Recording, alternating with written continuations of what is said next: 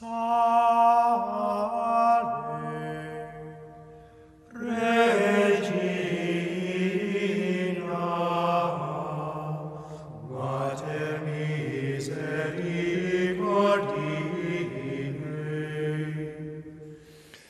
the Gospel, Jesus asks the apostles, "Who do you say that I am?"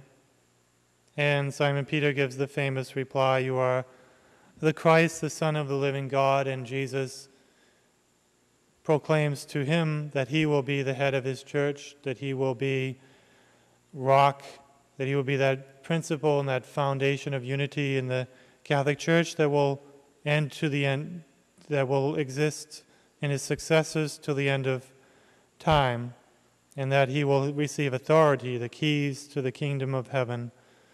So Peter has that authority in the church, and all because he gave the correct answer. You are the Christ, the Son of the living God. He proclaimed that he was the Messiah, the Christ, and the Son of the living God, believing in his divinity.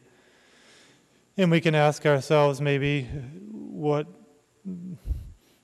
answer we would give to that same question. Who do you say that I am? When we think of Jesus, when we think of him in the Eucharist, we think of him in our prayers, who do you say that I am? What is he? What is Jesus to us in our life, in our spiritual life, in our moral life?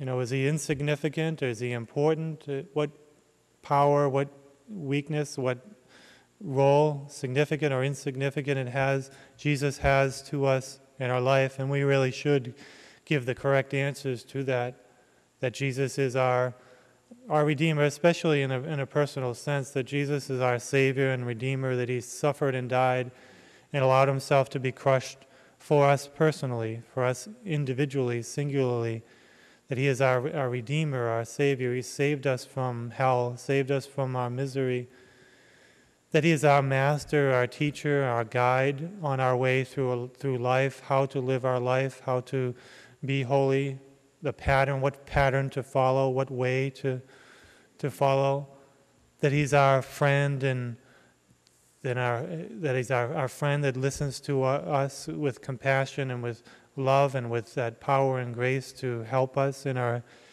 need, that he's our king, that he's the king of our life, that he should rule us, that we should give him all power, all of our will, all of our energy and strength, all of our mind and will, that he's the source and foundation, the source and a fountainhead of all the grace that we need to live a holy spiritual life, a virtuous life, to help us to pick ourselves up after we are in our weaknesses, to give us that strength, that he's that source of every good thing, every grace that we need for our life of holiness, our life of happiness, and the one that we turn to for every good thing, that he's the Son of Mary, that he shows us how to love our Heavenly Mother, that he's that model of one who loves her with all his heart, all his divine power, that we should follow his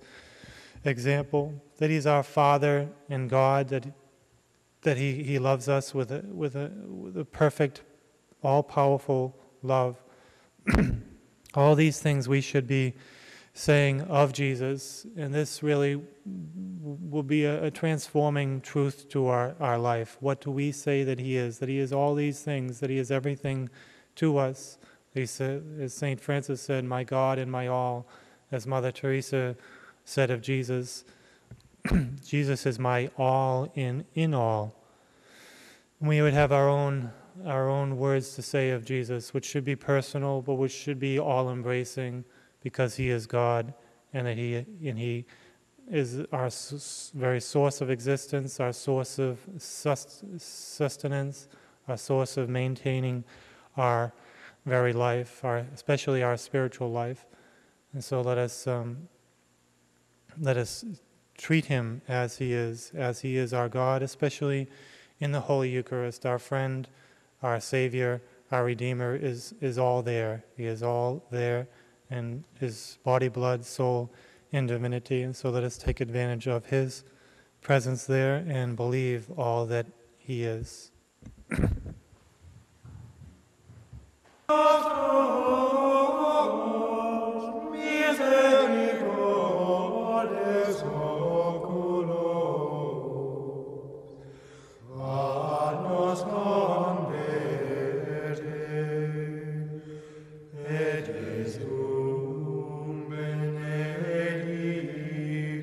Fructum ventris tuum,